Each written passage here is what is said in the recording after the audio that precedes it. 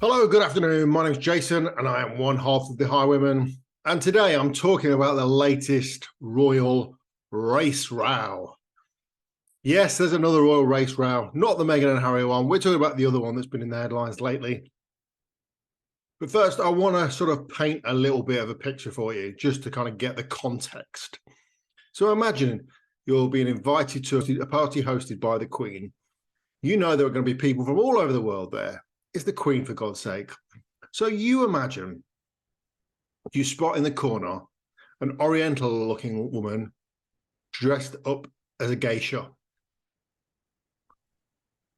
Do you think it would be prudent, if you're going to speak to her, to make conversation, to ask what part of Japan she was from? Ask if she was from Japan.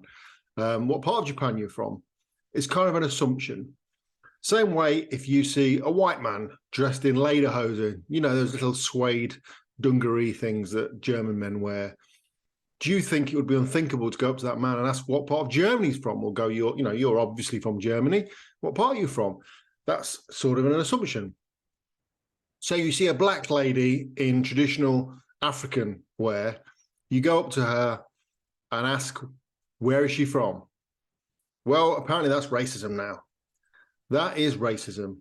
So Ngozi Fulani is a British lady who heads a charity called Sister Space and was at this Queen's function. Now, I'd just like to say her real name is Marlene Headley. So she's changed her name to be more African. She dresses up very African. So I think you'd be forgiven for thinking she was African.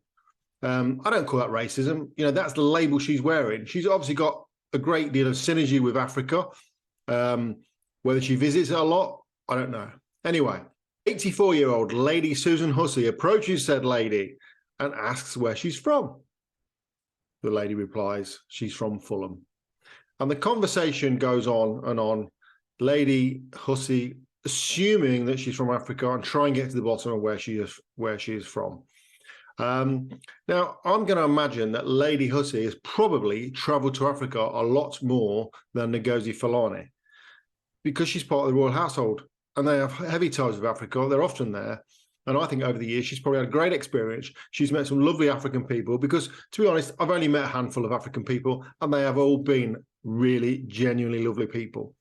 And maybe she's going over there, seeing an African lady, trying to spark conversation, trying to find out where she's from. Maybe she might think she's got something in common. Maybe she might think she's been to somewhere where she's from so she can have a conversation about it. But no, the lady in question decides that she's racist because she's assumed she is African and try and get to the bottom of it. Not only that, Lady Hussey tried to move her hair out of the way to see her name badge, and that apparently is abuse. Getting into somebody's space isn't the best way to go about things, but she's an 84-year-old. I'm sure she didn't mean any harm by it. But of course, the next day, it's in the papers, and it's a racism row. The victim here is Lady Susan Hussey, who's had her name dragged through the mud, accused of being a racist for nothing more than striking up a polite conversation. What do you think? Do you think this was just cause? Or do you think this is just somebody else trying to get the names in the papers, another day, a bit more television time, claiming to be a victim? Let me know in the comments what you think. Who's the victim in this situation? I know who I think. Like the video, subscribe to the channel, and come back and visit us again. My name's Jason. Thanks for watching.